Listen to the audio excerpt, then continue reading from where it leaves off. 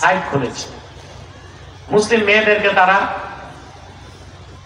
অত্যন্ত প্রতারণার মাধ্যমে ভালোবাসার সম্পর্ক করে, তারপরে মেয়েগুলোকে অন্তঃসত্ত্বা করে, চরিত্র হনন করে, পেটে বাচ্চা দিয়া এই হিন্দুগুলো পালায় যায়,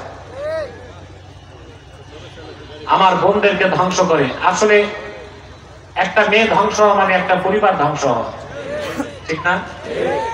পরবর্তীতে মেয়েগুলো যখন চরিত্র সতীত্ব হারিয়ে ফেলে, ওরা বিষাদ আর নৈরাজ্যের কারণে আর সুস্থ জীবন ফিরে পেতে পারে না। এই কাজগুলোর নেতৃত্ব দিচ্ছে ইসকন। অথবা আমাদের এখন বর্তমান সরকারের কাছে দাবি ইসকনকে নিষিদ্ধ করতে হবে। আর প্রকাশ্য আদালতে আমাদের যে ভাইকে হত্যা করা হয়েছে, নির্বাচনের আগে সেই হত্যার বিচার চান আপনারা? ইসকনকে নিষিদ্ধ করতে হবে। ইসকন একটা সন্ত্রাসী সংগঠন। নিরীহ হিন্দু যারা আছে ওদের তো সমস্যা নাই, ওদেরকেও মারে, কথা বলেন। ওরা তো বাংলাদেশের সুখেই আছে, অথচ ইন্ডিয়াতে আমার মুসলমান ভাইরা কিন্তু শান্তিতে নাই। কিন্তু ইন্ডিয়াতে মুসলমানের উপর নির্যাতন হয়, তার প্রতিশোধ আমরা বাংলাদেশে নেই না।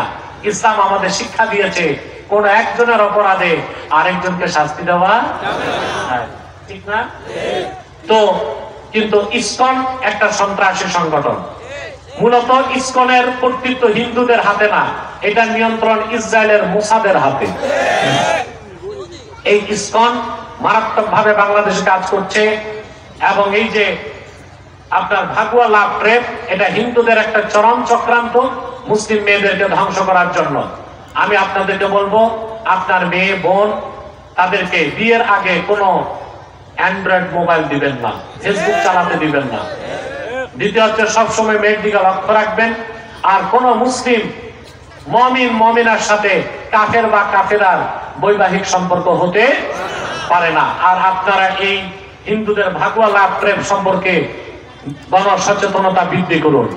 এদেরকে পাওয়া মাত্রই আপনারা পুলিশের হাতে সোপর্দ করে দিবেন, পারবেন না ইনশাআল্লাহ?